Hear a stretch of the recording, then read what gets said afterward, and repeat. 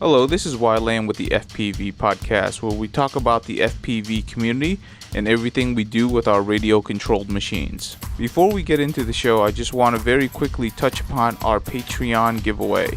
This is a monthly giveaway that we're going to be doing for our Patreon supporters. So we're going to be giving away a lot of great products. The first month, January, we're going to be giving away a GoPro and a couple of other things. So if you're interested in supporting the podcast and being entered into the giveaway, please go over to fpvpodcast.com. That's fpvpodcast.com. Thank you so much for supporting the FPV podcast. Hello everyone, welcome to this year's 2018 FPV podcast. We are in January and we are starting our third year of the FPV podcast. So that is pretty cool. I mean, we're really enjoying ourselves. We definitely have a plan. And today it's just going to be me and Elvan, and we're going to talk about what's going on and also to thank a lot of people. So before we get into all of that, Elvan, what do you got to say this time? I got to say, it's wonderful to be here in 2018, to be alive and be on FPV Podcast with my friend and my co-host, Wai Lamb. That's what I'm saying. Elvan is currently turning 50, and now he has to go and watch his health because he has realized that he's no longer a spring chicken. Nope, I'm not a spring chicken. Jesus, boys, here he come with that damn walker. That's funny. My favorite. Get off my lawn. That's right. Here we go. So, third year. We've already done over, at least 140 episodes. So we've done quite a lot of episodes, and this year, to start off 2018, we just want to thank everybody for listening. Thank you. Yep, of course, the most people that listen is in the United States, but we got plenty of international listeners. So just to list off the top 5, because there are quite a lot of listeners in the top 5, we got Australia coming in at number 1. So whoever's listening down under, thank you so much for your support, and we should totally get some of those people onto the podcast. Yeah, so that should be a goal for somewhere for us in 2018. Reach out to me, y'all. Reach out to me. I'll get you on the show. There you go. Elvan's giving you an open invitation. Get up on a Saturday for you. Next up is the people from the UK. They actually crept up. They in recent months they've done really well for themselves. They're kind of sporadic, but overall though for the year they're second place. So guys from the UK, thank you so much. Yep. Next up is the usual suspects, the Canadians. You know, we know plenty of Canadians, so they listen to us. We love the Canadians, the most friendliest people that we've ever met, and we like to rag on them too. So especially, and they're great guys. They're great guys behind the mic. All the Canadian, most of the Canadian pilots are well spoken. They know their brands. You know, they stand out really well when you go to an event. You know, you usually know exactly where they're at because it's usually the loudest noise is coming from them. And they're all dressed the same. So the guys from FPV Canada, always love hanging out with those guys. Definitely will do that a little bit more in 2018. If you ever get the chance, go hang out with those guys. They'll make you laugh. Sometimes make you pee your pants laugh. It's that funny. Now, going in 4th place is Germany. We actually don't talk to a lot of Germans, so that's kind of a little weird. So, well, we had Mr. Strally on. You know, we had him on. I mean, he's the Germans are big time racers, man. There's not a lot of freestyle in Germany. There's a lot of racing going on. Them boys is about putting a dollar bill down and shaking a leg every here and there.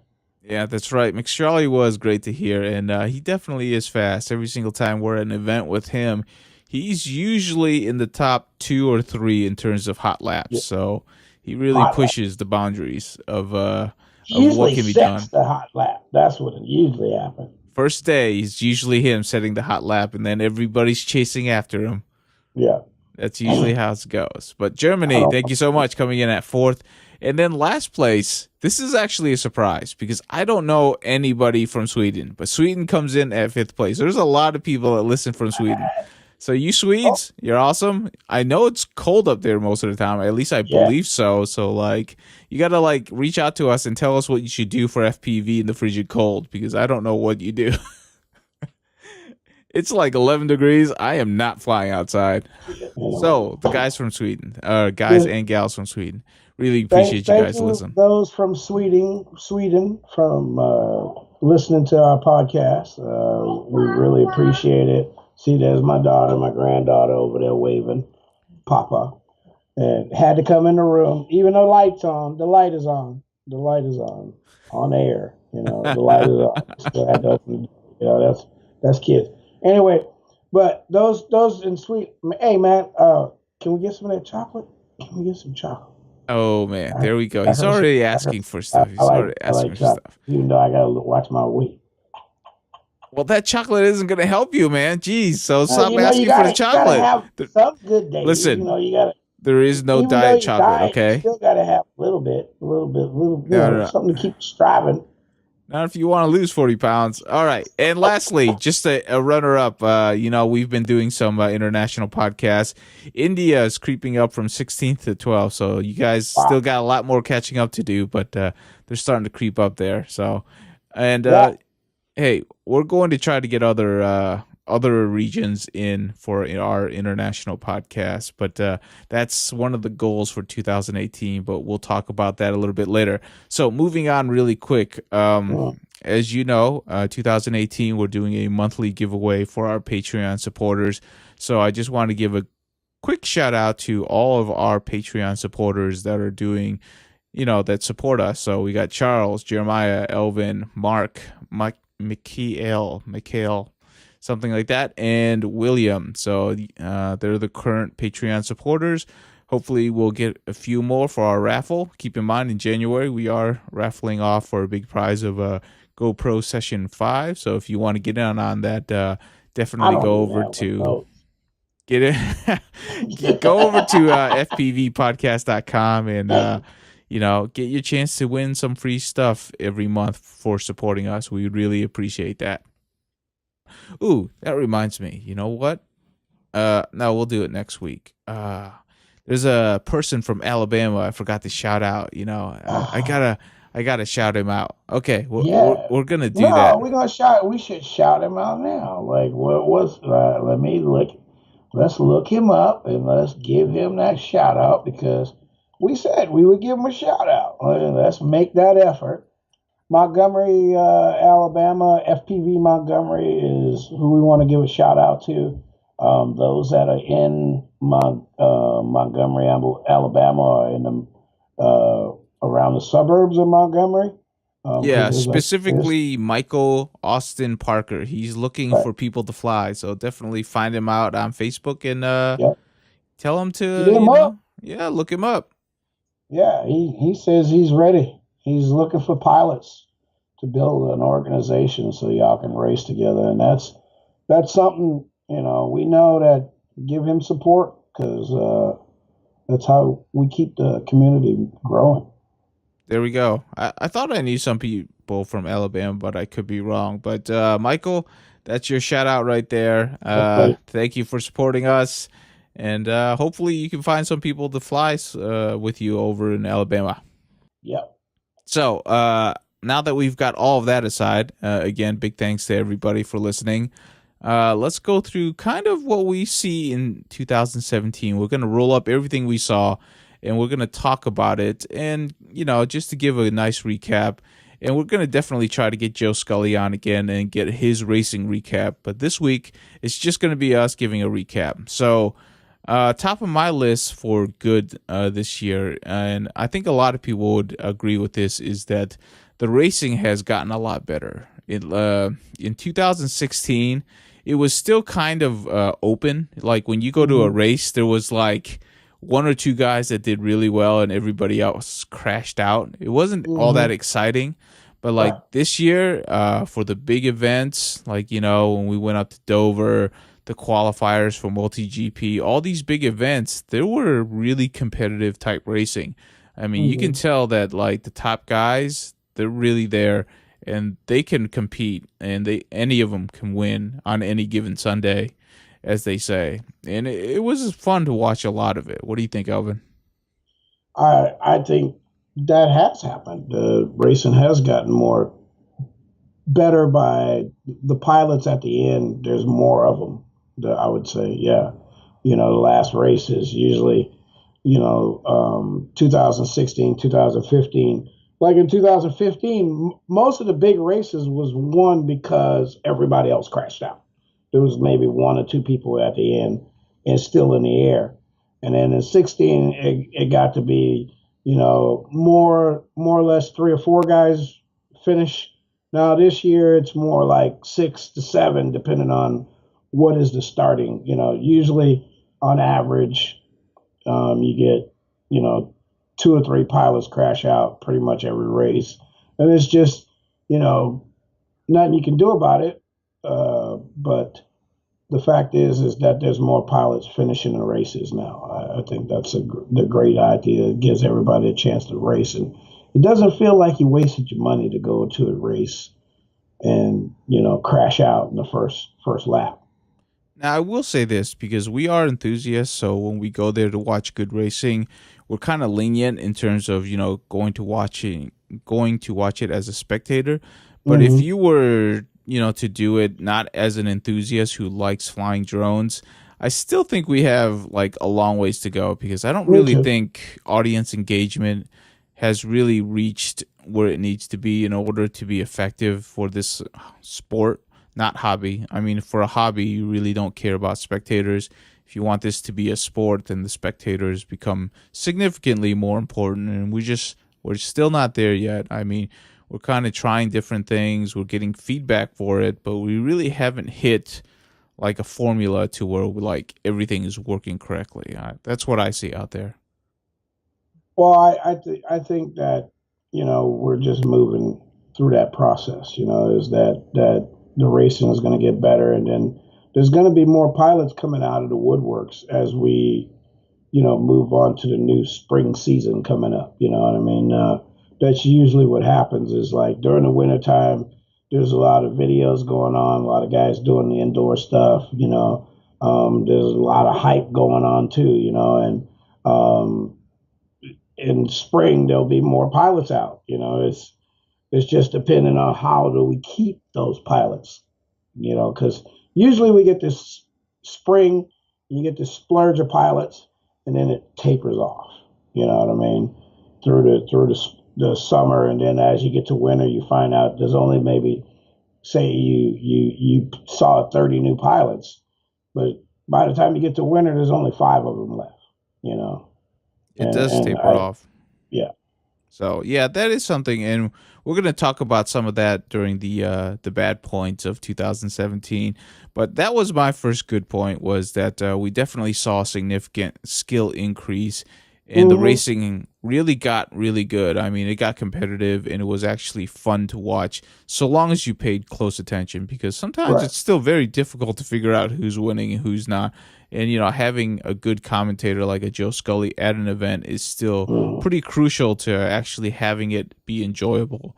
But, it's give or take. What about you, Elvin? What good takes do you have for 2017? I think we've progressed systems wise.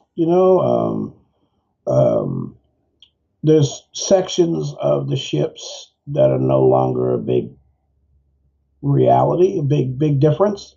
Like ESCs now is, pretty much you grab any ESC off the market. You know what I mean? As long as you're in that same power range, you know what I mean? Like if you were using 35 amps ESCs, you can pretty much take one from any group, any manufacturer. They all pretty much work the same.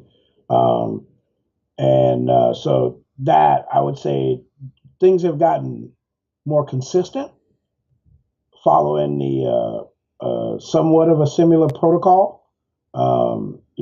Things are more cohesive, I would say. That's the other thing I would say about what's going on.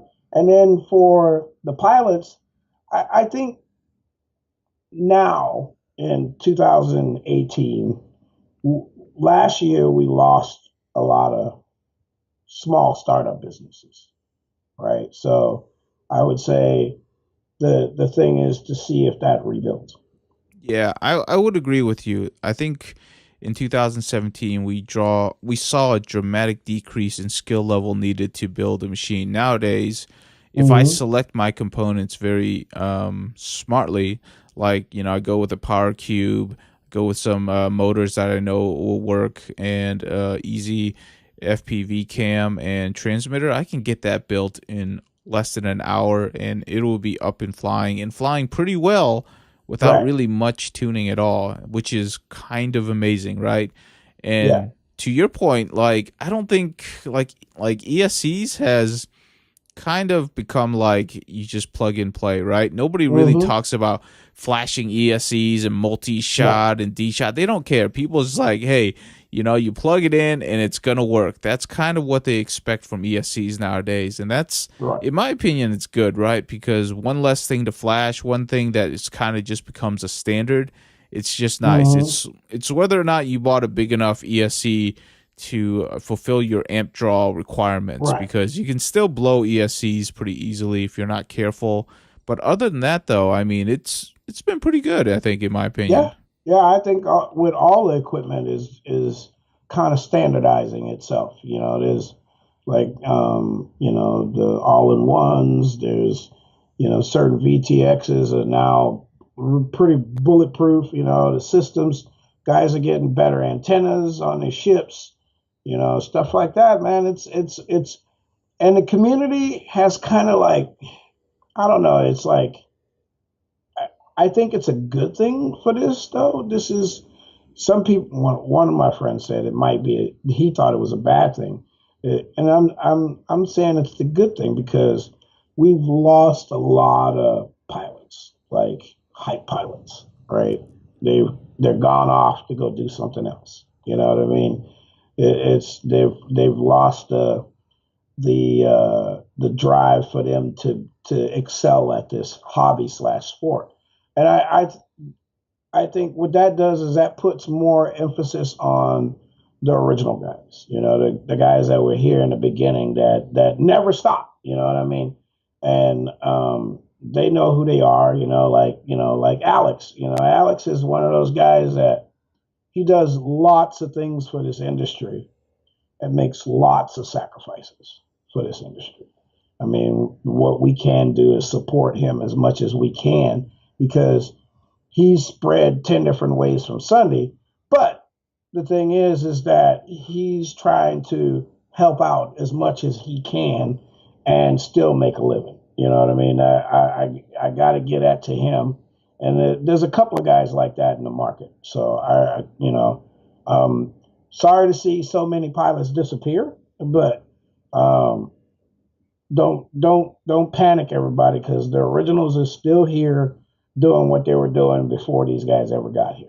Yeah, and also we're also making up for that for some really skilled younger pilots coming in. Now, one of the Mm-hmm. interesting things about the younger pilots is that they are multi-skilled because they're just Right. not pure drone racing. Because like a lot of the ones that we're talking to, they're like winning, championships in, Mm-hmm. not wings, but like planes, right? So Planes, even helicopters. Some of the kids, like Cody Knudsen, he's like 17, 18 years old, well, 19, and then Matt Air and all those guys. They all have previous RC background. So they have skill sets that they've developed, and I think what it is the fact that they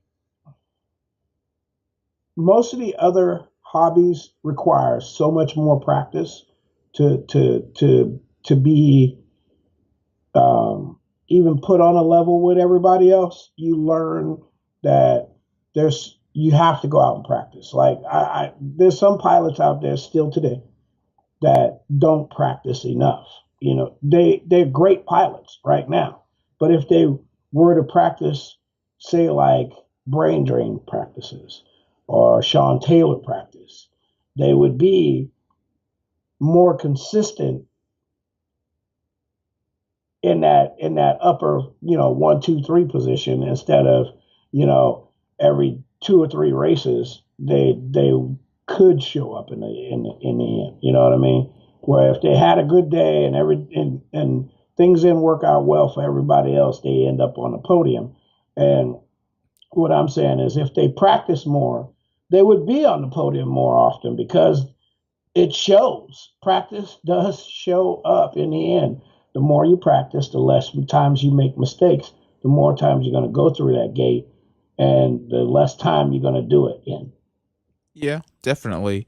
And like to get back to your point, and it's something that's also important is that as things get easier to build and barrier to entry becomes significantly smaller, we are seeing a younger generation be able to come in because they can afford this stuff, right? You got Right, good goggles nowadays that you can get for under 150. You got good right, radios for about $100, and you can right, build your first quad for about 250. So what used to be like 1,500 is starting to drop down to like 600, 500, and you're not getting the cheap like Banggood stuff that you kind of can't do anything with once you buy it. That's what you have and that's what you right. get. So it's really improved a lot. I mean, like in terms of like gear, I say the biggest improvement has been software though. It's because like Oh yeah, I didn't think Betaflight can get any better, but every single time I turn around, like they make something better, and like it's voodoo, right? I mean, like I don't know how they do it, but like Betaflight out of the box nowadays is just so good out of the box that like tuning is going to eventually become not a thing. Like nobody's going to be talking about needing to spend a day tuning anymore. It's just going to right. fly great out of the box. You tweak like two knobs and then you're done or something like that. I think that's where they're going to get. I'm sure somebody's like pushing, Betaflight to become that, because if they do Well, that, I hope then so. yeah, I mean, if they do that, then like commercial, like, ready to flies that we see at like toy stores become Mhm. possible. Right now, it's not possible because the software requires so much tuning. There's nobody that's going to buy something out of the box and it's going to like, hey, you need to understand pid tuning in order to make this toy fly right. It's like, no, Right. yeah, nobody's going to buy that. But, if Betaflight gets there, it'll be really interesting. And I think a lot of people are really looking forward to that day. And I think it's getting pretty close.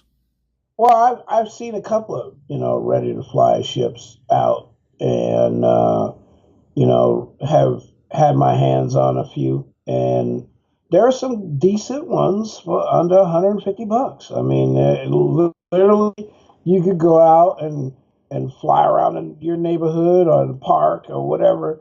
If you had some skills, you could do it. Like we have guys that come out to the field that have bought ships and never flown them before. So what we do is we try to get them to understand what the ship is capable of doing, so that they can understand what their limitations are. You know what I mean? Where like we'll bring you to the park and I'll fly your ship around the park, or I'll guide you around the park. So you can see what noise looks like at different distances, or where in what kind of interference like guys go, oh my god, I can't see. Just hang on. Just hang. There it is. There's the picture.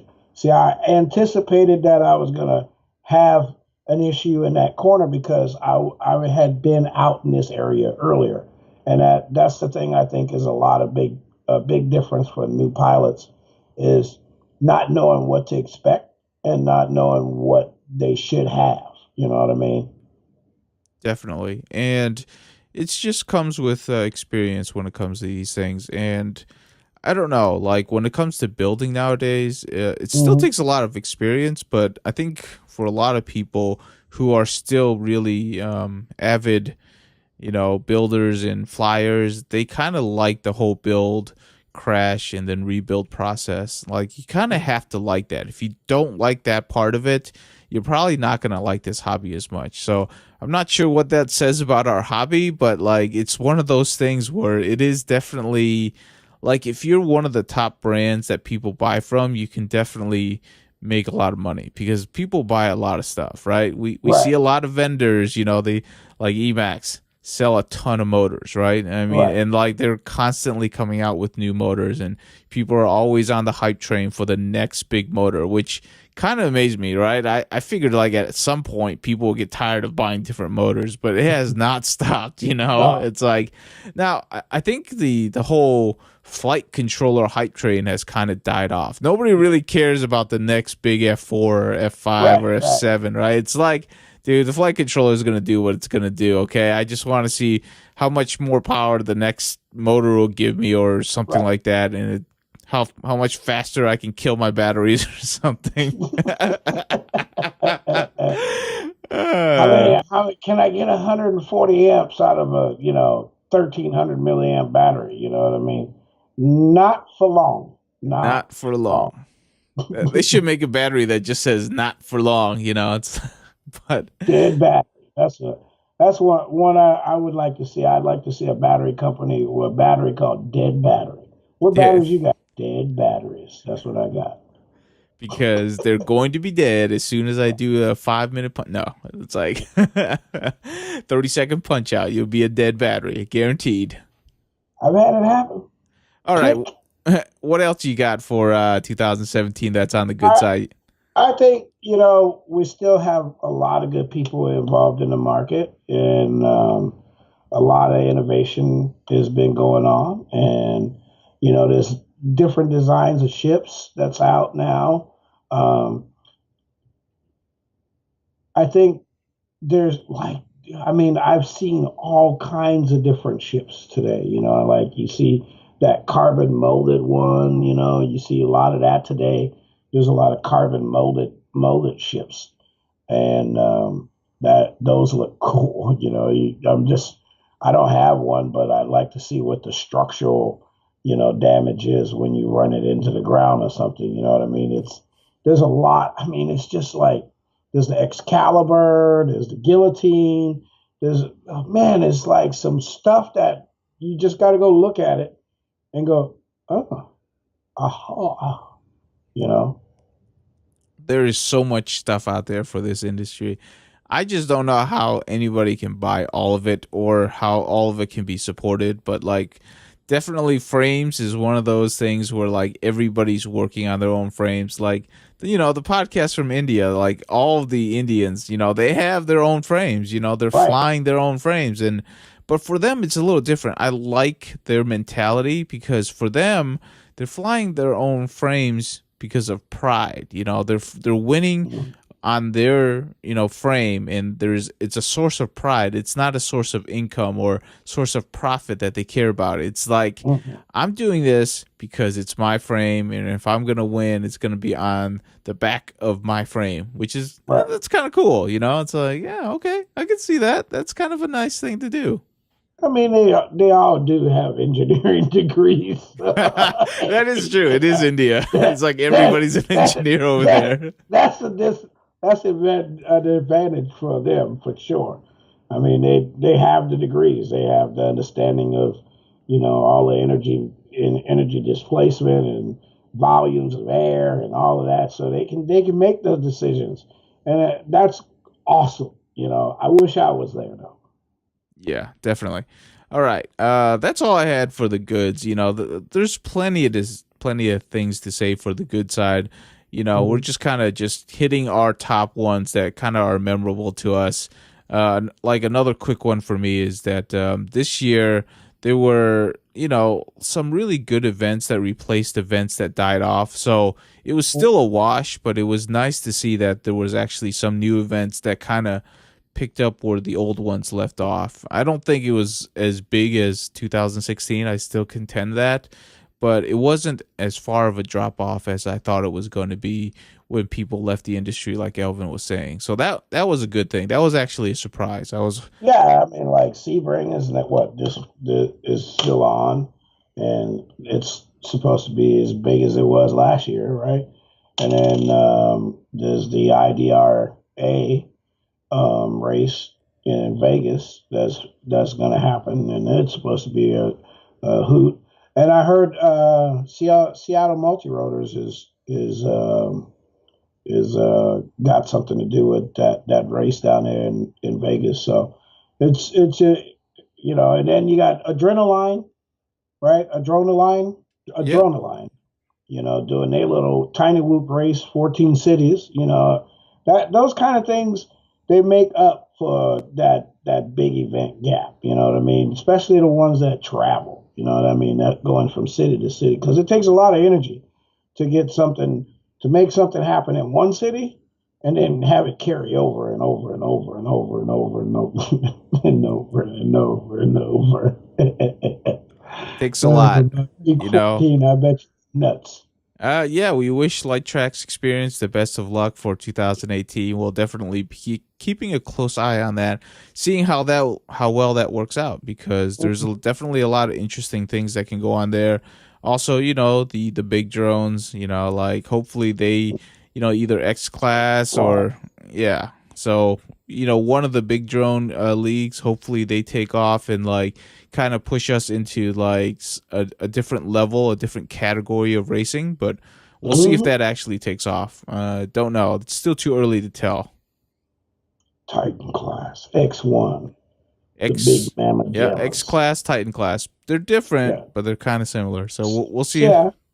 We'll see where that ends up because really, I think that's like the next part of like emerging tech is whether or not we can get these big drones to fly fast because there's not a whole lot of tech companies that are kind of really catering to that part of the market because it's such a slim market. There's not a lot of people that can build an X class drone when it costs like $2,000 or something like that. Crashing it. Yeah, but we did it. We did it in the beginning. I mean, my first multi-rotor was I probably had about maybe $1,700 in it. So, it's the money's there. Well, I always say this, look, the money's there.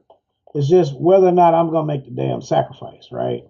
Whether or not I'm gonna go, you know what, this is out. Look, like when I was racing street bikes, like I didn't have a problem going out and buying, a $300 clutch. You know what I mean? Same thing with my car. If I was going to the racetrack every weekend, I wouldn't have a problem with putting a 225-pound clutch, lever system in my car so that I can lock on and deliver all the power, right? It just depends on what I deem is feasible to get by with.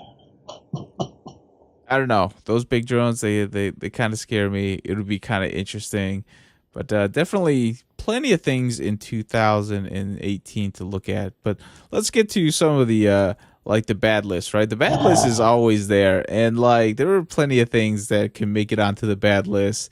And Yeah, I think Elvin has like the first one. He already told me, it has something to do with going down right. the diving variety. Yeah, I'm just like, man, I'm like this. I feel like, look, building diving is fun, and I get it. I get it. I get the dive in the building, but you're only going down. I mean, you ain't doing nothing. Ain't no real skill in going down. Shooting gaps. I got it. I get it. I get it. I get it. Going out to the big holes and like flying around the cranes. I got that. I got that. I wouldn't do it. That's not my thing. I mean, I feel I put enough people at risk most of the time already.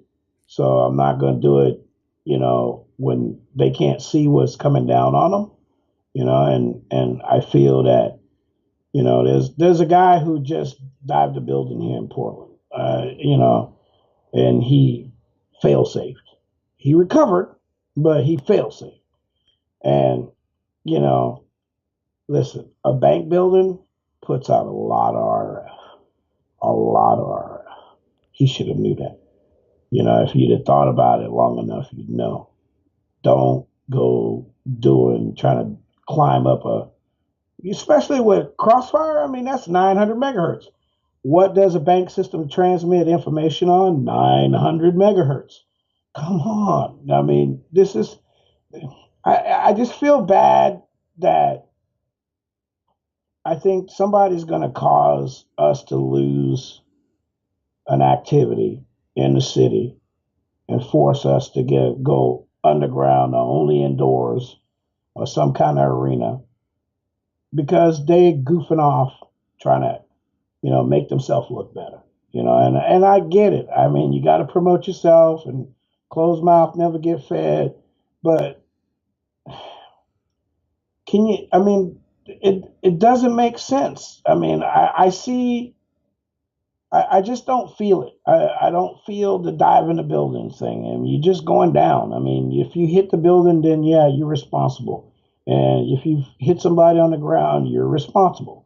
I just don't feel that you should be putting my hobby and something I'm passionate about at danger because you just out having fun and you want to go and impress all your friends. I think you should be more responsible, especially, we're all adults. It's not a kid that did it. It's a grown ass man, and I really, I'm not, I'm not happy about it, but, there was a time here when, especially in Portland, when the senators had us down to the Capitol and they were telling us what they were going to take away from us. And it was FPV inside the city limits of Portland, which is to my house. I mean, everything 10 miles from my house would be locked down. We wouldn't be able to fly. No drones within the city limits. They were going to do that. And we partitioned that they didn't. And it took 200 pilots to go down to the state capitol. And we stood in there and we had our voices heard. And the reason why we still have that opportunity is because we did that. And I think that when you do stuff like that, you disrespect those pilots that were ahead of you trying to make way so that you can have the opportunity to do stuff. You just got to be more responsible. Yeah, I feel you on that because for every good building dive, I guarantee you there are failed attempts and people doing things that are outside their skill level, right? We see the Right. good ones out there, of course, because like people building dive and they only show the good ones, but we don't see the ones where it fails, where they hit the actual building, where it's a close call, where somebody actually loses it, because Right. in a city losing your signal, your connection, whether it's video or control, it's highly possible. Right. Like nothing's guaranteed out there when it comes to this because we're still dealing in the analog world, and Right. even in the digital world there's still so much interference that could happen. So Yeah. I kind of feel that, and I also feel the fact that like when people see that, they think it's cool and they think they can go out there to do it, and it only takes one. It only takes one. That's the problem. It's the same thing on the AP side. Like on the aerial side, a lot of people are doing some risky things inside airport areas, and like Yep. you see companies like DJI, they're aggressively tackling that with like highly restrictive software, and that's Right. a direct response to people not doing the right thing, and it's Well, like I mean, not to cut you off, but I mean that's why you can't take any DJI stuff to India. We can't. We're going, and we can't take nothing. We can't take a Mavic. We can't take because if they see the word DJI on it, it's gone. That's what I was told. It's gone. You lost it. Like if they saw a Maverick, if they see a Phantom, if they see something, probably an Osmosis too. If they see DJI on it, they're just going to assume you one of those guys and going to take all your stuff. You know what I mean? So I totally get that point. yeah, so it's one of those things where like if you do it, you got to cross all your T's, dot all your I's, get permission, show that you have permission, and then you can go do it safely. And like I feel like there's a lot of people that tell me they have permission when in fact they don't You have know, permission. That's my personal feeling on that. Building diving is one of the things where it's like it's still iffy, and in all honesty, there's plenty of tall things out there. Building, you don't right? need to dive it in the city. There's other things you can dive. You can dive a cliff. You can dive a smokestack. You can dive things that are a lot safer, in my opinion. And President Trump, our president, signed a bill, 2 weeks ago that the FAA statutes were back in effect. So the FAA registration thing is back in effect, which means the FAA height limit is back in effect. So, we no longer can fly above 450 feet in a reasonable area, and especially not in the city. I mean, the building he dove was 533 feet to the top, and that's just to the roof. That's not including the peak, right? So, it's just a bad situation if something go wrong.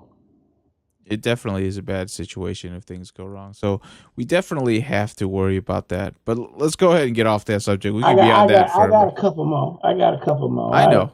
Let me get to mine, and then you can get to yours. We're not going to stick after this forever. But I think my biggest concern for 2017 or heading out of 2017 is that I think there's a significantly greater percentage of racing fatigue or people leaving racing than I realized and that I thought, because it's real. I mean, I see a lot of people. I think there's several parts to this, and I'll get Elvin's take here in a second, but some of it I believe is the fact that, people came into racing thinking they were going to be the next Dale Earnhardt, and they're getting disappointed. I'm sorry to say, there's definitely some people in that category. There's also other people in that category that realize to be able to make it into the top 10, maybe even the top 20, takes such amazing amounts of time that they know they can't do it. And I think there's some level of frustration that's kind of setting in. And this has to deal more with the fact that there isn't a category for those type of people. And that's my biggest thing that I want to talk about that's bad, is that we don't really have enough racing categories right now to really promote a broader range of growth. Right now you have a lot of, youth coming in because they have the time, right? And they have the parents to back them with financially, and they don't have bills to pay, right? So there's some things that, work really well for them, and companies want to sponsor them, right? Because they're young and, they're kind of easy to sponsor because, kind of direction they have, and they have parenting behind them to kind of help them. So we got a lot of young people because of that, but we're losing all of the old people, and that's not good because the old people actually have disposable income too, and losing them is significantly important. So it's like we need to have a category or some sort of competition that's kind of more geared towards them,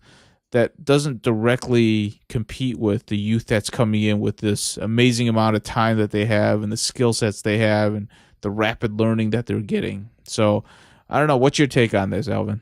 I don't know how you're going to do that, though. How you're going to exclude those kids that practice and compete and qualify in the top races. I mean, DRL had this just happen, right? There's I was looking at the stats for the DRL tryouts. Yeah, the scoreboard. Yeah.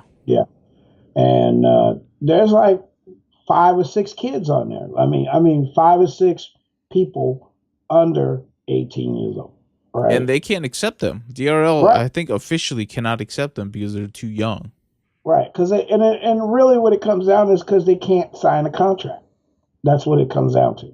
Is legally they cannot sign a contract, and to get a parent to step in and sign a contract for them puts them in liability for the parent and the pilot. So it's about money. You know what I mean? It's about being responsible for a child and have to, he has to go to school, he has to have time, exercise. There's laws about hiring kids to do stuff like this, and it can be astronomical in fees to keep up with just one kid, let alone 5 or 6. Right. I think what needs to happen is there needs to be different type of drone racing. Like, how in car racing, right? There's like IndyCar, there's rally car, there's just an amazing, like there's racing that I never heard of that exists, right? Sure. and they're all Sprint going racing. on. That was something that blew my mind. Sprint boat racing. There we go. Like, they're all going on at the same time, though. So what's Mm-hmm. going on here is that there's different categories that are all going on at the same time. And as a person, you cannot do all of them because Right. you need to practice on all of them, or you need to actually be at the event of all of them. So you have to select one. And by Right. being able to select them, you have more winners in different categories. So at the end of the year, there's just not 3 people you hold up out of, a racing class of, like multi GP says 20,000, but let's be honest, all right? There's no league that actually has an active 100% active, right? You Right. cut that by half, say 10,000. That's still a lot, right? To say 3 people out of 10,000 that we're going to raise up as champions, that's a sad percentage of people that's Right. actually you're gonna celebrate. So to have more diverse racing going on, or at least to start looking at that, I think is really important going into 2018. That's like one of the big things that kind of concern me in terms of like where we're going. We're too narrow banded when it comes to Right. competition. I totally agree with that. The fact that we've been that way since the beginning. Our guys wanted to make this elite racing. We haven't done that yet. You know what I mean? We've made it elite where you're in a certain group, but there's still no. This is the upper echelon of racing. This is the lower echelon. This is like skill level 1. This is skill level 2. This is skill level 3. There's none of that right now. It's all jumped into the same thing, and it's just categorized as so and so's racing. You know what I mean? And they have certain types of tracks a little different from maybe some others, or they may combine all the different tracks with, like XDC. You know what I mean? That was like a combination. If you took all the tracks from that year and put them all in one little area, that was it right there. There was like 30 something freaking gates or something. You know what I mean? There was a whole bunch of, slowing down. But it's I don't know, man. It's a lot. There's a lot of people out there racing, and they all seem to be racing one type of race. Yeah, basically. So we definitely, I don't really know how to exactly solve this, right? I mean, there's other people approaching it in different ways, like, the Aerial Pro Leagues trying to do team racing. Unfortunately, like they're it though, but like they're over in the West. We have obviously the light tracks experience and what they're trying to do, but they're only going to 13 cities and they can only be at one city at a time, right? So like all of the top pilots from multi GP, I'm sure are going to go over there and they're going to be at the top of the ranking. So that's that's no different, right? We're not getting new winners in, so that. I don't know. That doesn't help. So, like, I'm not saying I have an answer to the problem, but I'm saying that I think this problem exists, and it's the reason why we're seeing exodus of old people and an incoming of young people, and only exclusively young people. And that's that's not necessarily a good thing if you want to continue to grow the sport. True that. All right, what's your next gripe? Timing systems. Okay, yeah. I am not happy about freaking timing systems. I'm pissed. Like, I bought a TBS tracker, and like, me, I don't have any gripes against any manufacturer. I mean, I understand things are always in development. That's what it seems like in this industry, right? Things are always under development. If you don't believe me, why your stuff got TPU parts on it? Shouldn't that be like the prototype and then you get this shit molded, right? That's never gonna happen. Never gonna happen, Elvin. Huh? That's what happened. That's what would happen in any other industry. You prototype something and then you take it out and you get it molded but not in this industry. So no. Never. It's like moves too fast, changes too fast. Things don't look. I mean, but some things look like one of my friends said, dude, that's your quad? I'm like, yeah. He's like, you printed that? I'm like, yeah. He's like, that looks like shit. It works. I said, it works. Yeah, I said, it works. But he says, you fly with that? Like, can somebody else make that better? You know, like Wow. that was his impression. Like, he's like, wait a minute, like you guys are like, this is high technology stuff, you know, like why do you have this one piece on your quad that looks like crap? I can see it was fused together line by line by line, you know, that's what he, you know, he's like, I don't know if that's a good idea, you know, like I always, you know, I found myself lately saying, if you buy a frame and your camera mount is TPU, they thought about that as the last thing. Yeah, Yeah, I because think it's I mean, really protect the expensive camera. though. I know, but so is my cameras. You Okay. know, Okay. think about that. I mean, that's how I look. I mean, if I can't see, I can't fly, and if the camera is always in danger of being destroyed, then you know I'm gonna rethink the manufacture of the frame. You know, I mean, there's a few things. Look, we're at this point in this hobby where we have insane amount of power, we have insane amount of energy to be dispensed. We have all kinds of props, all kinds of motors, all kinds of options, and you can't protect. I mean, weight is not really a big issue. I don't think. Like I don't. I you know there's a bunch of frames out there still in the 218, 250, 300, you know, gram setups with no battery on, and people are flying them, and they're competing, and they're winning races, even with guys with hyperflows and hyperlights and these skinny arm frames. You know, the other ones, you know, Catalyst Machine, they make beautiful stuff, but you know, I still see guys that are running stuff that could have been flown in the same weight class 2 years ago, still winning. You know, it's not.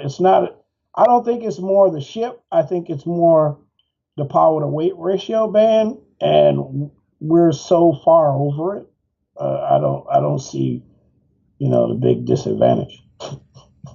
I will say though, kind of just piggying back on what you're saying. Hold on. So the first thing that you went on was the timing systems. Okay, Yeah. the timing systems are like they take a high level of design, and also you have to take into consideration your environment to get them working. It all has to do with the fact that you have to depend on somebody's VTX and what kind of antenna they use. And out there, so many people are using some of the most random VTXs or cheap Mhm. antennas or antennas that have wear on them, right? Because you could have a really good quality antenna, but you crash into the ground about 20 times. Okay, that antenna is no longer that high quality. Neither is your Right. VTX. You know, so like before it goes all the way out, it's probably already doing something really wonky, you know?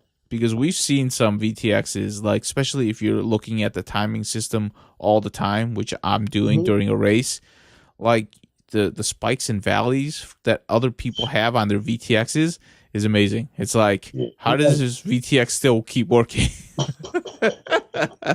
It's like, how do you still see video? It's like, It's spiking 800 milliwatts when it's supposed to be doing 25. You or know. it's like, you know, there's two valleys to the transmission, and it's like, and it's not on the band that you think it is, which is Right. terrible. And it's like, yeah, timing systems, to rely on somebody's VTX for timing systems is kind of a little bit of voodoo right now.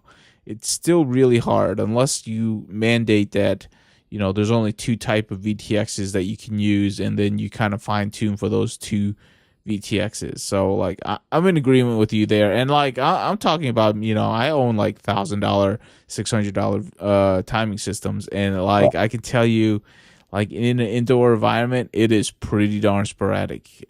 Only specific VTXs at specific power outage or power transmissions work really well, and somebody that brings in another different VTX can pretty much screw up the entire day.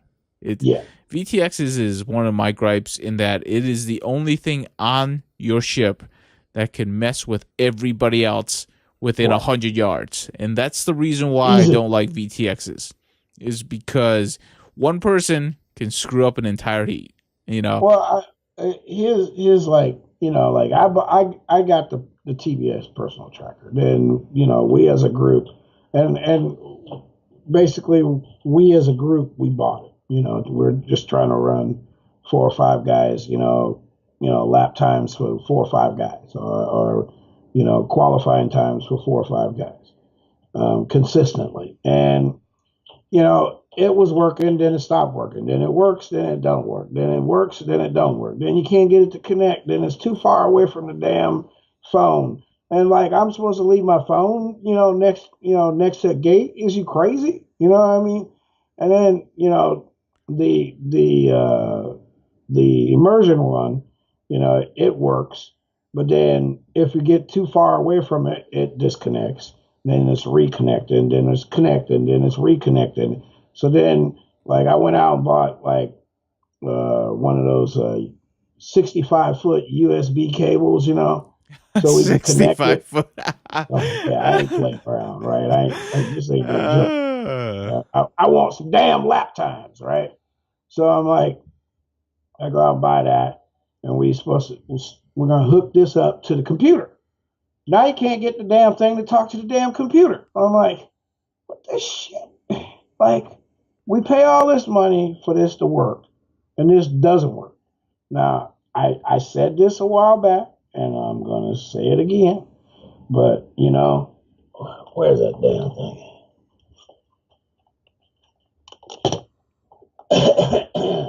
This son of a bitch still works. Oh, the iLab system. I agree with you on this. If you don't do it in direct sunlight, it is a pretty solid and accurate system. The problem is that nobody wants to pay $45 per transmitter to put on your quad. That's the problem. You know, they got to solve that. If my poor ass can buy it, you can buy it too. That's how I feel about it. If I have 2 of these, see, I have 2 of these. So if my poor ass can buy it, you can buy it too. Because I know a lot of guys that spend a lot of money on motors and a lot of other stuff that they don't really need consistently. And this would be like the answer to resolve that whole problem. Because this thing works. I mean, we all know it works, and it works well. You just can't run it in direct sunlight. Yep. And hey, you know what? I don't think it's going to go back, because I don't think the pilots are going to be able to get convinced again to put another $40 piece of unit on their ship. It's just one of those things. I don't know. Like, I definitely think there needs to be more worked at for the timing system. I think what happens is that we need to bracket our timing systems. In other words, we need 2 units, one on each side, and whatever goes in between the 2 timing systems will get registered or something like that. It can't be just one timing system at the gate. That's my opinion on that. I think it has to be like a multiple read from a timing system that's working together at the gate, or something like that. You know, it has to go through the gate, and it has to have a strong signal or something like that. I don't know the answer. All I know is that it's a work in progress. That's just my complaint. I mean, and okay. I know some people like you have a $600 timing system, and it works really well most of the time. Most of the time. That's the problem. $600, $1,000. It all adds up, man. It all adds up. I know, and that's the thing. I don't have if I had 400 quads on the wall behind me, I probably would have the money to buy, $1,000, $1,200 timing systems, but I don't have that. So, I'm like most of you guys, like, struggling to make, to figure out what I need to complete the tool set. Like, I know I got my 1.5 and my half millimeter wrench and my 2 millimeter wrench. There's no sense for me to have anything else because nothing I fly uses anything else. Well, until they get big, but that's a different story. I have another Another one for another day. All right, let's go ahead and go to mine. Next one on my list is here's one that a lot of mine are kind of event related, so I kind of narrowed my gripes to events. I personally don't like the trend of ticket pricing for big events where it's going. I mean, like it's like, the first year $75 for Megadrone, and that's just because of the cost. Then Megadrone was $125, and that's because of the venue cost, right? Right. And then like Sebring's like $200, and that's not even the biggest event of the year. That's the beginning of 2018. It's already $200, and I'm like, I don't really like that kind of trend. It doesn't bode well for people because like that's just for the ticket pricing. That doesn't talk about travel and hotel stays and equipment. It's starting to get really expensive. So like your equipment cost might go down, but you're just gonna go turn around and spend it just to go to the events, just to be able to hang out, and that's kind of I don't know. That seems to me as like it kind of sucks. Well, hey, you want to get to the damn race, you're gonna pay. That's that. I see that. And I've said this before that the only person that's really making money is the person that owns a venue. That person is but he's only making it for that time. You really got to think about the fact that he's owned the thing for whatever amount of years and the time that he's not being used. Blah blah blah blah blah blah blah. But when we have one of these events, that's the person that gets paid everything he wants. Is the person with the venue. Everybody else might get shafted a little bit and might have to compromise a little bit because the dude that owns the property is the one that got all of his money quick. Yeah. He can shut things down. That's true. And it's one of those things where I say it's like, you got to be careful with how you want to budget now because, if you can only make it to one or two big events, like you have to make sure that you save up for those one or two big events because like I think the International Open by far was the most popular, and it's the one where I think most people are going to be willing to splurge the most, but that hasn't even been announced yet, and we don't even know what other big events there's going to be and what their pricing is, but hopefully it's not near as much as what Sebring's already kind of showing to be, because that's expensive. Well, me and you, we've been to a couple places, a couple of races, a couple of big ones, and sometimes we have to sleep in the same hotel room. Sometimes we have to sleep in the same RV. Yeah, been there, done that, huh? Yeah, it's like, 5 guys in there farting and sleeping. Now, why'd you have to go there, huh? Why'd you have to go there? Because that's exactly what happened. But it's like that's what happens. You like for us, we got a little group, right? We got a bunch of guys that we hang out with when we go to big races, or we hang out with before and after the races. Most of the time when I go to big races, the time I have more fun after or before the race. Like that's why I usually get there a couple of days early. Just because then I can relax and have fun and not be under full stress load. But it's just we have our guys and we have a good time with them, and we're comfortable around each other, and we can laugh and joke and go, dude, open up a window. You are so funny. You're so funny. All right, let's move on. Your last gripe before we move on to the next segment. I think, my last gripe is really not that much of a gripe. Antennas have come a long way. So, I mean, the design and the durability of antennas have really come a long way. And I really don't see the need for dipoles. Like, to me, like a dipole is a slap in the face. Like, What if they're like cheap? What if they're cheap? I hear you, but jeez, dude, like, you know, like, okay, so this thing, you know, no circular polarized with a dipole on. The video was horrible. Like, didn't matter what channel I was on. Right? Anything I fly around here was just horrible. You know, I get to the park, it might be a little bit better, but it wasn't really reasonable. Then I put this thing on. Bam, clean video. No. I multipathing was gone. You know, I'm only running 25 milliwatts, and I can fly all the way around an area where most guys have problems flying a 250. You know what I mean? So, you know, it just shows that the better radio system is what the total system. You know what I mean? Not just the VTX output, making sure that it is actually doing 25 milliwatts, but the fact that it's on channel and the goggles are receiving on channel and everything's running same polarization and good antennas. That's another thing. But I think dipoles should be outlawed because like every time we put those things on, like the person with the dipole goes, dude, like my dipole just fell off or it broke.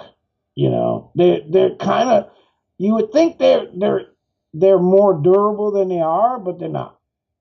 To me, it's a waste.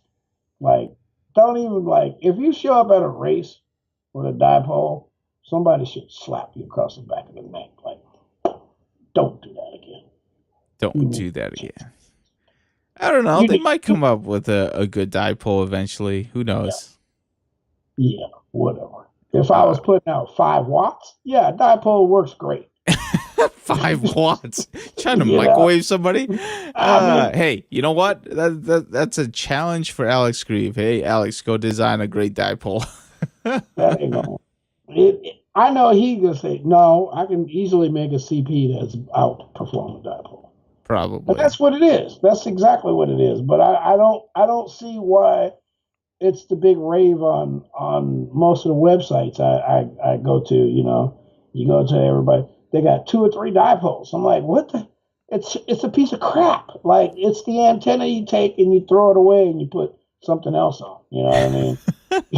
Antenna you throw away. That's what I do. Like, I take it off, and when the thing comes in the package, I go, a dipole, garbage, something else. You know what I mean? Anything else but that, because I'm not gonna have fun. Okay. But that's my rants, man. That's all. I don't have a lot of negative aspects about the hobby. I think we're moving forward. It's slow, it's tedious, but I'm happy to see a lot of the fly-by-night stuff, you know, out of the way, you know, and then, you know, there's companies that are, the FCC is starting to step in, you know, and monitor this market. You know, they slapped one of the companies with $146,000 fine, you know, about a VTX that was being sold here in the United States. And it's you know, I think a little bit more of that's going to happen, but dude, that's a big fine. Right, I know. Here's my hope, that we get exempted from the FCC for having to have licensing. I think eventually that's going to happen. Who's going to push for that, though? Who's going to push for that to actually make it happen, though? We are actually pushing for it by not violating it. You know what I mean?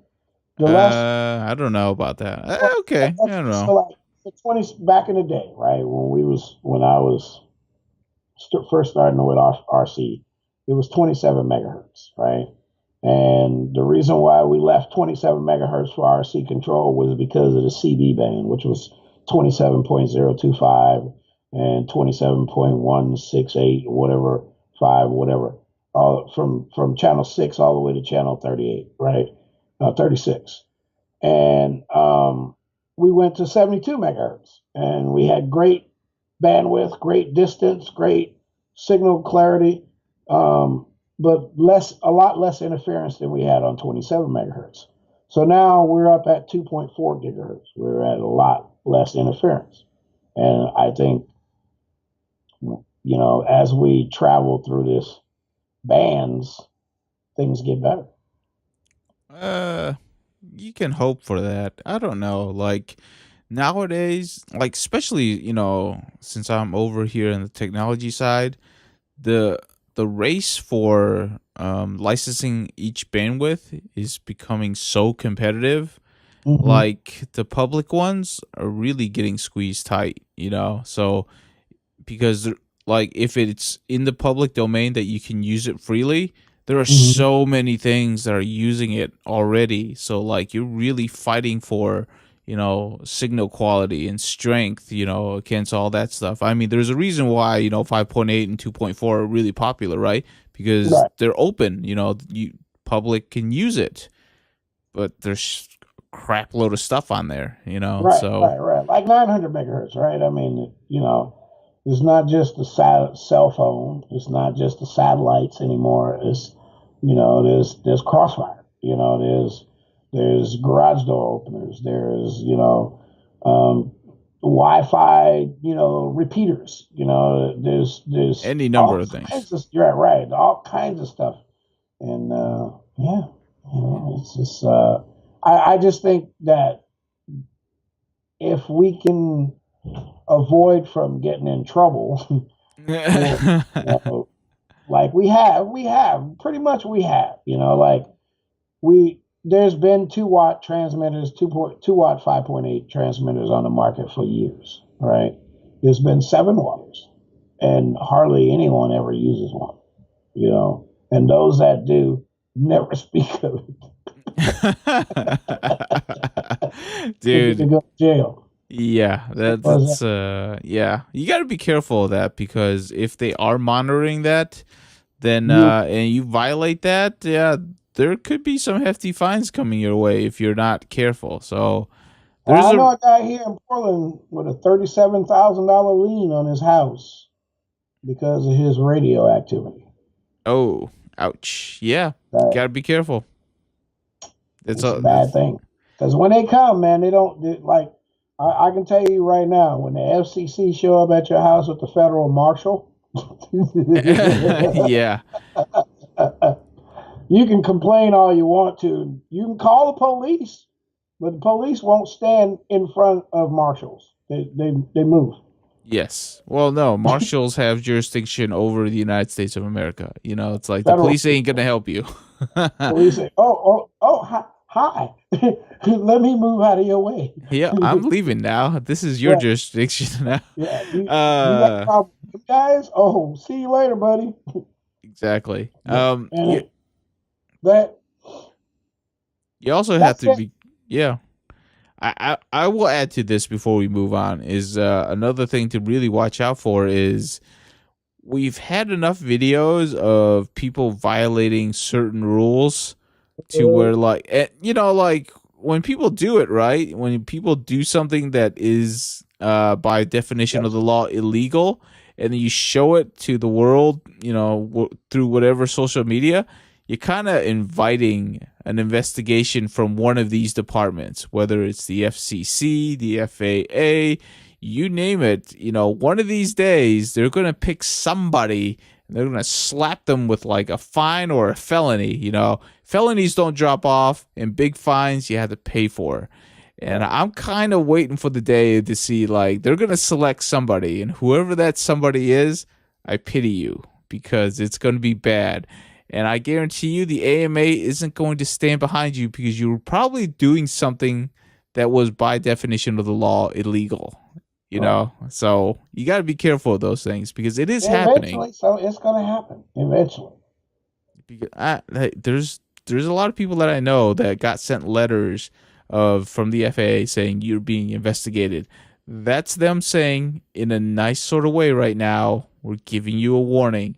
Right. They're going to get tired of sending out warnings, and they're going to start sending out fines and, people getting arrested pretty soon. It's just how it goes. Man, telling you, when it comes, boy, it ain't nice. When the federal people show up, because I've had them show up here about somebody else. You know what I mean? Like, somebody else got in trouble, and they were like looking for him. Like, hey, where's that pilot? He lives right here. He lives right here. I'm not getting it. I'm not going to jail. No. And this is the color of his car. These are the type of tires he drives. Dude, like, it's not worth going to jail over just to have fun. Hey, I as a person who has I don't know, I have my foot on the pulse of, like the regulators here in Louisville. Mm-hmm. Like, they're like, I don't know if it's a good thing. They're not looking at racing right now. They really aren't. They're really looking at the AP guys right now. Mm-hmm. But we're next on the list. And I can tell you, we're not that far down. We're honestly not. The AP guys are kind of getting a little scrutiny right now because of, their activities and also the type of payloads that they can hold, to be honest with you. Mm-hmm. So, but like, we're not that far away, and like, you gotta be careful. That's the reason why, like, I don't post anything that I don't know is strictly 100%, within the guidelines. Yeah. Yeah, you just gotta be careful. I'm pretty close to that too. I don't post. I don't know. I don't post is because I just don't deem my videos so postable, I guess. Like, it's because you don't put GoPro video up there. But that's a different story. No, like, I'm like what I'm doing, I'm not flying over the river. I'm not putting my GoPro over that. Shit. It's like, I'm not risking that thing. Yeah. Okay. I don't own a GoPro. If you want to send me one, you can hook me up. But I don't own a GoPro. I'll say that. But my run cam, my two run cams, one that's no longer produced in sold in the United States. I'll say that. And the other one, the HD too. They work fine, but I don't know, man. I don't. I only film if I'm going to do something special. You know what I mean? It just out flying, and I do a lot of that. I don't film. It's to me, it's more of a relaxing thing. Here's something we said the other day: satisfying. Satisfying. That's something. That's a statement on that flight. That was satisfying. You know what I mean? I feel completed, like a meditation period. You know what I mean? When I'm done, that like I can take my goggles off and get in the car and drive home smiling about the flight that I had. That's satisfying.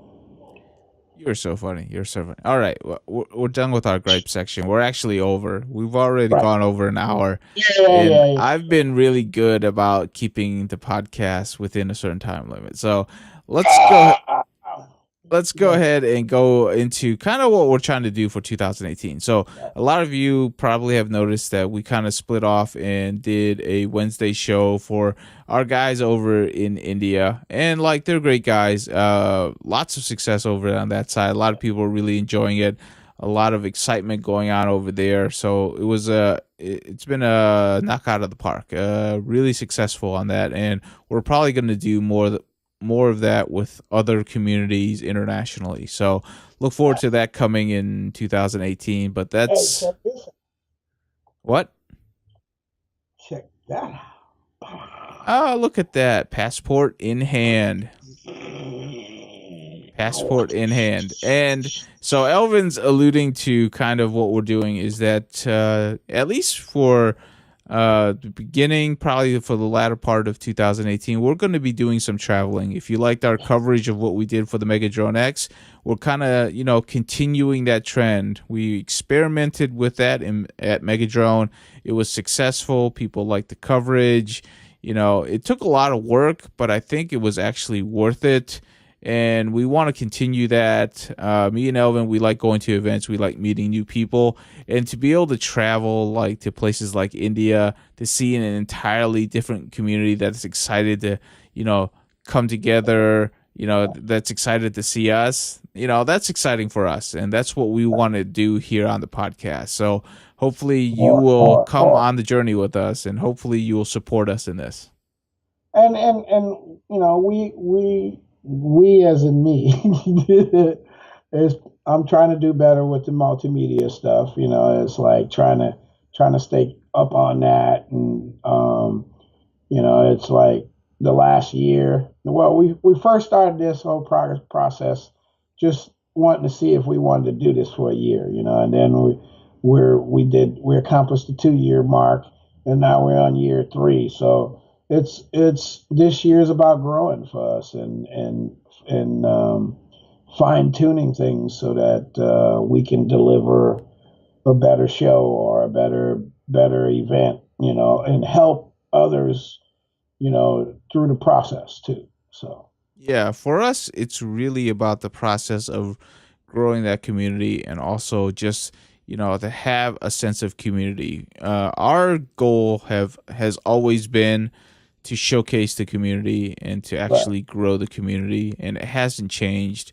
But we do have a plan, right? Because it's not necessarily like, going out and finding sponsors. That's never a part of the plan. But we do have a plan for what we want to do, and we're on the path. So, just stick with us. It's going to be different for 2018, right? We have different things planned, and we're going to try to experiment with it. And it's going to be a fun ride, at least for us anyways, right? At the end of 2018, me and Elvin, we're going to have plenty of new friends that we probably won't see again because it costs too much to fly over there. That's a different story. But hey, dude, we pull off some amazing feats. The places we gone and done, it's like, I'm always, when I come home, I'm always like, dude, we just did this, we just did that. I sit down and I go, dude, I was in a car with Wai for 12 hours. Both of us listening to music, one of us playing video games, the other one driving. I don't know how, dude, gotta give you props. You can hold that wheel for 12 hours. Not once, but twice. That's some, and then driving through West Virginia, to me is okay, guys, I'm gonna tell you this. I've gone off the road. Okay, I've lost control of my car and slid off the road. Not once, but 3 times. Twice for going fast, and once for not. And the once for not is the one that scared the crap out of me because I had no control of the car. Speeding, I was speeding. I lost control of the car. I went off the side of the road. I got it back on, but it's the ice stuff that scares it, and the road disappearing on me. It's like that thing scared the hell out of me. And then me and Wai are going down this 14,000 foot mountain. We're driving up it, right? And I'm going, Jesus, we've been driving uphill for 9 miles. 9 miles just uphill. We get to this top, and it says, you are now at the summit of 14,736 feet. And I go, what the?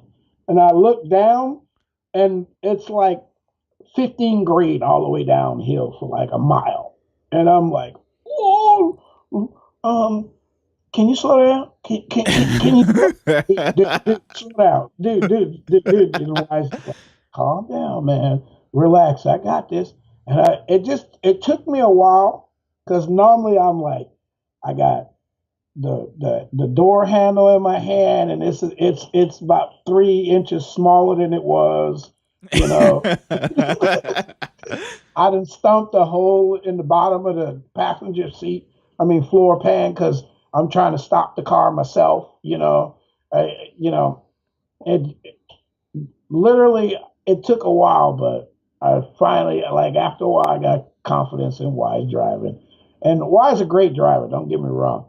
It's just I'm in the passenger seat and I have no control over the car. Like I said before, I've gone to skid school and all of that, and still like I'm not in control of the car, so I'm scared to death of what somebody else is not capable of doing or what they're capable of doing. You never know. Like if we'd have been racing together all this, from kid time, I would have a lot more confidence in anyone's driving, but that's not how it is. And you have proven the point. So like you're a great driver, and I have to commend you on that because I don't know how the hell we'd have made it down that hill with me like riding the brake at 35 miles an hour all the way down that hill. We'd have lost them brakes. There were definitely some crossing like those Appalachian mountains and whatnot. You get some gnarly hills, and like that poor van, man. You know what? There's a reason why a lot of big callers are diesel because they have torque. That van had a little issue because we were hauling a lot of equipment, and that didn't help. That didn't help Elvin's case. Yeah, we were pretty heavy on that trip. But Elvin's right. You know what? In the 3 years that we've been together, actually, I guess it's 2 years. We're entering our third year. In the 2 years that we've been together, we've had quite a lot of adventures, right? They're not well documented, but we've been all over, right? Been to Hawaii, been to Dover, been here in Louisville. We've gone a lot of different places, and, we've done a lot of content in a lot of different places. Yeah, it's not over. It's not over, and like we plan on a lot more. So like we know what we want to do. We know the journey that we want to go on, and in 2018 and here's that chance if you register with the patron thing and become a patron, you'll know some of the things that we're planning a month, 2 months out, and get an opportunity to help us accomplish a task or do another event and represent all of you guys in the community and give a solid show and show everybody how to be respectful and understanding and have a good time. Having a good time. That's all we're about, and we're going to meet some great people along the way and do some great things along the way. So that's us in a nutshell. If you got any feedback for us, if you got any new ideas, we're always open to ideas. Keep in mind we do have a path, and we generally stick on that path for a year, but we're always receptive and we're always open to other people coming on. I got my SDR1. I want to say this about this camera. The CADX SDR1 is a really nice camera for the price, guys. It's in that ballpark, of the Monster. It's in the ballpark of the other night cameras, and it does daytime too. So it's a CMOS camera, and I'm really happy with it. I got one. I bought one, and then we got some to give away for the show. So I really want to say thanks, Hammy, for sending us these cameras, and I'm really enjoying this product. And let's hope that we continue to because us and our boy Jason Lunchbox, we've been talking about these cameras, and CADX and Jason have been doing business together for a little while. So we have to say, because it was him the reason why I went, let me check out that camera, because he was hooping about it. And anyway, about it. Yeah, he is. And so let me say this real quick. Ruben from Sweet Wings, we gotta give you a little shout out, homie, because you definitely help us out. And, Ruben is one of those people. I'll say this about the FPV community. There's a lot of people that say, "Hey, Elvan, man, we're gonna put some stuff in the package and we're gonna mail that out to you. Can I get your address?" And I say, "All right, man. Well, we really want whatever you give to me. we're gonna give away on the show. You know, that's what we do. I don't profit from nothing. I just want y'all to know that. Like whatever, I'm always asking stuff from manufacturers or any other people, and that's what I ask for. So for you guys, and a few people, nothing ever show up, and then Hey. and then there's one or two of them that stuff show up all the time. Ruben, Alex, you know. I really appreciate you guys. You guys are great for the community, and you know, you always support us. You know, Trappy too. You know, Trappy's always supporting us too. So it's always behind the scenes, but you know, we take what we can get, and we're happy for it. You know. Yeah, definitely. And anybody else out there, if you want to shout out, you got a new group that you're getting together. A couple of guys, y'all fly together all the time. Y'all looking for more pilots. Go to FPV Podcast on Facebook and you know, drop us a line, and we'll if we get so many guys, we'll spend a minute or two mentioning all of you guys, and that's something we can do for the community, because we really appreciate the fact that there's little communities growing everywhere, like viruses. That is a terrible analogy. Why'd you choose virus? All right, we're done for the week. We want to infect the whole community. Oh dear, we're done for the whole week. Thank you for listening to us. This is another one of those long ones that I always say that I don't want to do.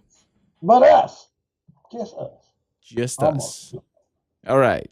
Here's to a new year. Hopefully, your New Year resolutions are off to a great start, and mine is. And then we will see you for the rest of 2018. May we all have a fun time doing it. Although this cold weather needs to go away, because it's like 8 degrees outside right now. It's terrible. Like all I can say is it's not snowing here and it's not raining. And I prefer flying in the snow. You prefer flying in the snow. Okay, that's all we have. Elvin, you had a good one. Yeah, we had a good one. Thanks, everybody. It was a great year. We want to do more, and we hope that we can. And don't forget that Patreon page, because we need you guys. I mean, this is, you know, it costs money to do this, and we give when we can, and we do our best, and we'd like to do more. There we go. And we are done. Love, peace, happiness, and yin yang. All right, stop talking. You're done. All right, we're done for the week. Have a good one. Aloha.